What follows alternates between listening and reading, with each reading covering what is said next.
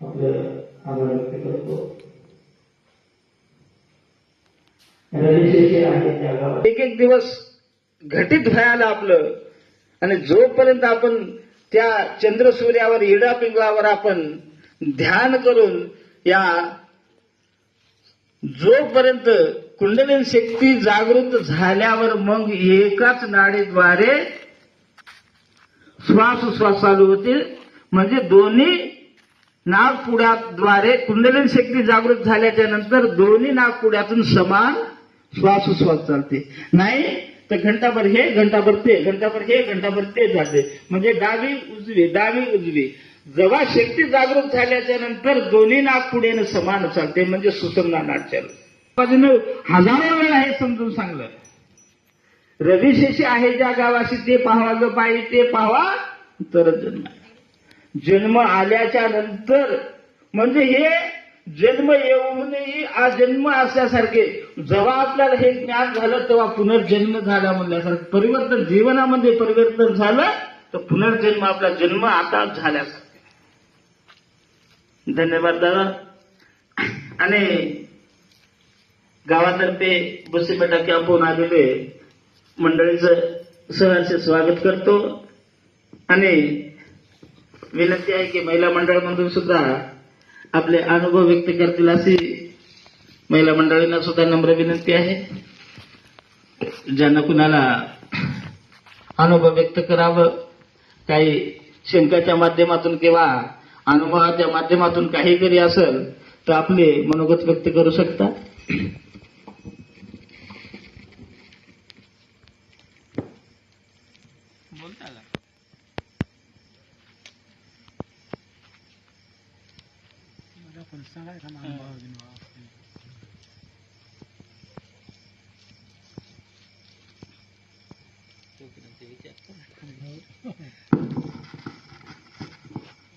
यानंतरचे व्यक्ती आहेत हरकापूरचे बंधुके सुधाकर. हे त्यांचे मनोगत व्यक्त करण्यासाठी आज बाबाजीनं आपल्याला सोपा मार्ग आपल्याला दिलेला आहे. तर खरंच आज आपलं किती भाग्य आहे. या जीवनामध्ये आपण किती अंधकारामध्ये होतो, आज आपल्याला बाबाजीनं प्रकाशित केलं. तर असं हे जन्म भेटणं, असा महात्मा भेटणं आपलं परमभाग्य आहे. कारण की असा मानव जन्म भेटणं आपल्याला बार बार जन्म भेटत नाही. कारण की पाप पुण्य करून जन्म आहे तो प्राणी नरदे येऊन हानी केली.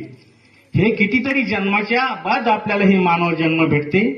त्या मानव जन्मामध्ये येऊन असा जर महात्मा भेटला आपल्याला तर आपल्या जीवनामध्ये किती सुख आणि शांती समाधानी आज आपल्याला बाबाजीनं आपल्याला या मार्गातून आपल्याला किती आनंदी केलं. किती अनमोल आपल्या मनाला जे झोपलेला जे आत्मा होता त्या आत्म्याला जागृत करण्याचं आज बाबाजीनं काम केलं. तर आज आपण त्याला इसर पडू देऊ नये. कारण की आपल्याला चढवणारा तेच आहे. जोपर्यंत आपल्यामध्ये आत्मा आहे तोपर्यंतच आपण कार्य करू शकतो. आपल्याला आत्मा जर निघून गेला तर आपलं कार्य जाग्यावरच रुकते. तर हे जन्मच आहे आपल्याला या आत्म्याला ओळखण्यासाठी. तर मग बाबाजी यालाच म्हणले की तुम्ही ध्यानस्थ बसून या आत्म्याला तुम्ही ओळखा. याची जाणीव करा, याची ओळख करा. याची ओळख झाल्यानंतर आपल्याला शांती आणि सुख, समाधान, प्रेम, दया, आनंद असे इत्यादी आपल्याला भेटू शकते. कारण की हे सांगण्यासाठी आपलं का धैर्य होत नाही, तरी पण बाबाजीच्या आशीर्वादानं, बाबाच्या कृपेनं आपण आज इथं उभा राहून सांगत आहोत. कारण की बाबाजी प्रत्येकाला अनुभव आहे, प्रत्येकाला माहिती आहे. कारण की हे मार्ग आधी अनादीपासून चालत आलेला आहे. आज बाबाजीनं उघडा केलेला आहे. तरी या मार्गावर सरळ आपण चालायचं आहे, सीधा रीतीने चालायचं आहे, सत्यानं चालायचं आहे. लबाडी, लांडी, चाडी, चुगली आपल्याला करायचं नाही. कारण की बाबाजीनं असे आपल्याला या अंधकारातून, या अज्ञानातून आपल्याला बाबाजीनं मुक्त केलं. बाबाजीनं आपल्याला प्रत्येक जणाला असं मार्गदर्शन केलं. तर इतकेच दोन शब्द बोलून मी इथं समाप्त करतो. याच्यामध्ये काय चुकबुड झाले असेल तरी एक नाबालक म्हणून क्षमा कसाल अशी सर्वांना मी अपेक्षा करतो. सर्वांना जय गुरु, जय फुलाजी भाऊ.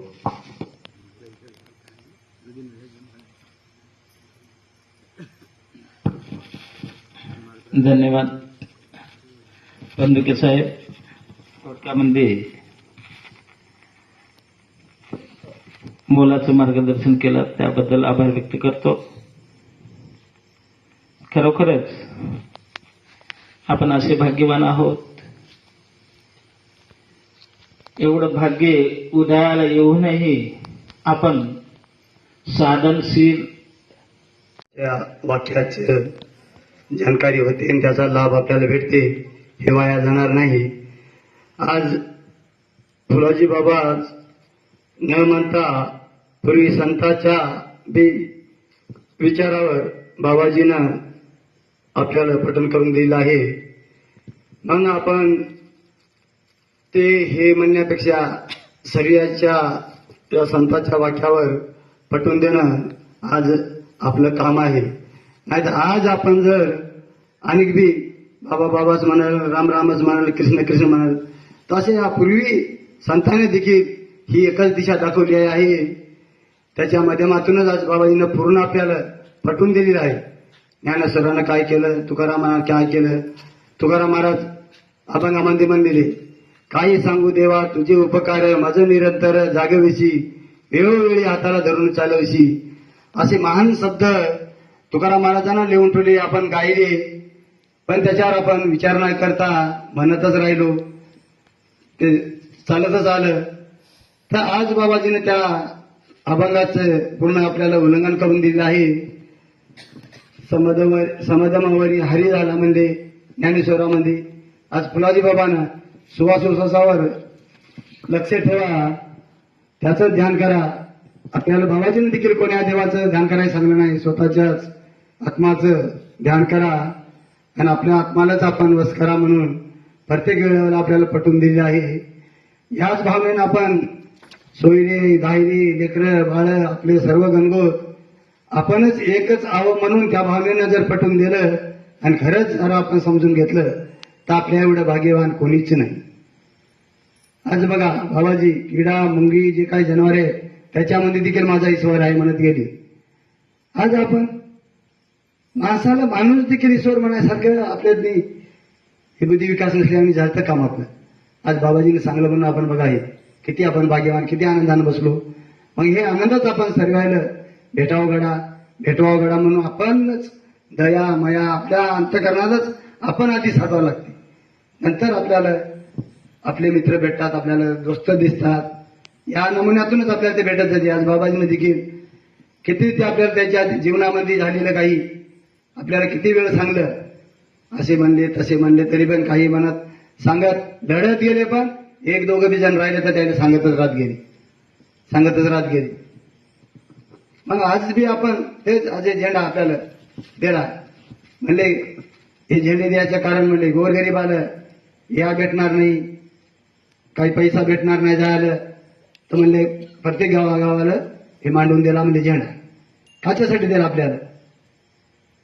आता त्या आरतीच्या भावानं सांज सकाळी ओवाळीनं मी आरती पंचपरान म्हणलो. आपण रोज आपण आरतीमध्ये म्हणायलो, मग त्याचा भाव आपण अर्थ केलं तर खरंच आपण या नियमाचंच आपण तशी आरती पंचपरान तशी आपण ओवाळीतच आपल्याला खरंच या कार्याचा लाभ भेटते आणि खरंच ईश्वर आत्मा आहे का म्हणायचं समजून येते. समजून आल्याच्या नंतर ऑटोमॅटिक दया आणि माया शांती समाधानी हे सर्व तशी आपल्याला घडल्या जाते. घडल्याच्या नंतर दया क्षमा शांती तिथं देवाची वस्ती म्हणले. मग आपल्याकडे आपण दया शांती समाधानी जर साठवत नसल तर मग आपल्याला एवढ्या संतांना ग्रंथ साक्षीत लिहून ठेवले, भजनाच्या रूपात लिहून ठेवले, तोपर्यंत अनेक बी आपल्याला जर ते दयामया जर आपल्याला उत्पन्न होत नाही तर मग आपल्याला त्या भजनाचा अर्थ काय कळाला, त्याचा विचार काय कळाले, आपण त्याचं काय ऐकलं, त्याला आपण काय मानायलो. नुसतं मानायलो ते जाणून घेतलं तर आहे, नाही तर काही नाही. पूर्वी संतांना आपल्यासाठी किती मोठा खजिना करून ठेवला, आपल्याला कोण पटवून दिलं नाही. आज आपण अंधारामध्ये अज्ञानामध्ये जीवन जगायला म्हणून या फुलाजी बाबाला आपल्यासाठी वाट लावलं. त्याने सांगलं तरी बी आपण अनेक तिथं उभं राहायला तयार नाही. अरे हे नवीनच म्हणतो, ते नवीनच म्हणतो. बाबा देखील म्हणले, अरे तुम्ही म्हणाले तेच ज्ञानेश्वराची आरती लोपले ज्ञान जगी येतं नेनंत कोणी अवतार पांडुरंगा नाव ठेवले ज्ञानी.